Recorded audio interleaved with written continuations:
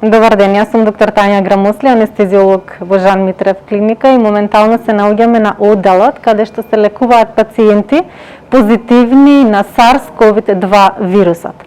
Денеска би сакала да ви презентирам еден случај кој што го испуштаме од болница, оздравен и во многу подобрена клиничка состојба.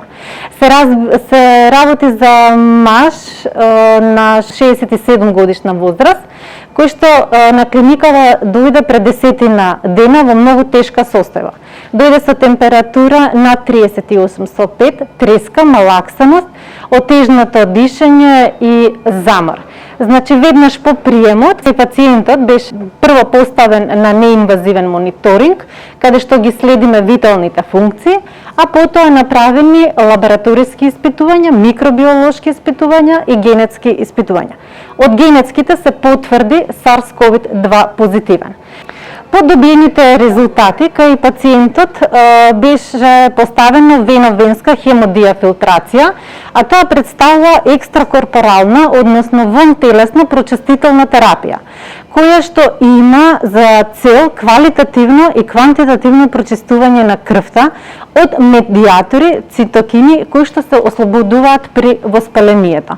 Освен од оваа терапија има за цел, доколку пациентот е со нарушена бубрежна функција, да ја субституира и функцијата на бубрегот.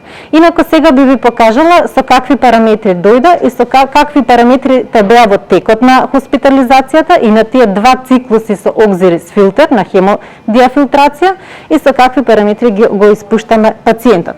Значи, овој дел се вика епикриза, каде што се внесуваат податоци од секојдневните испитувања на пациентот. Значи, може да приметиме дека денот на прием CRP или C-реактивен протеин, кој што се зголемува при инфекција на телото, сме го примиле со 164 и ова е периодот на две серии од хемофилтрација, односно диализа.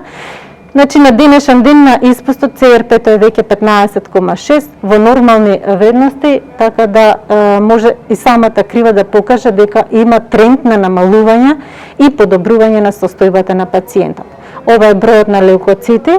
Значи, тука исто го посматраме и SII факторот, кој што ни е фактор за можен морталитет и морбидитет кај пациентот, значи комплетно на 177, кој што е во референтни нормални вредности. Инаку покрај вено-венската терапија, пациентот беше поставен и на витаминска, антибиотска и кортикостероидна терапија. Кај него за овие 10 дена од тимот на физикална терапија беа изведувани респираторни вежби и мобилизации, кои што пациентот одлично ги толерираше. А како се чувствува он денес на отпуст од болницата, ќе ви каже самиот. Ова е пациентот што денес заминува од Жан Митрев клиника, од ковид центарот, а за неговите впечатоци за време на третманот ќе ви каже он. Јас сум Драган Николовски од Скопје, 67 години. Заболев од ковид во почетокот на јуни. Првите симптоми мислам на 8 јуни ги добив.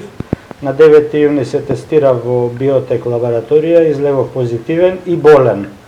Почна болеста со покачена температура, првите денови одеше до кај 39 степени, 2-3 дена, потоа се намали до 38, но континуирано траеше 14 дена додека траеше изолацијата. Дојдов на контрола во 8 септември и на рентгенот се виде дека има почнато пулмонитис или пнеумонија, и тогаш веќе беше неопходно да се хоспитализирам.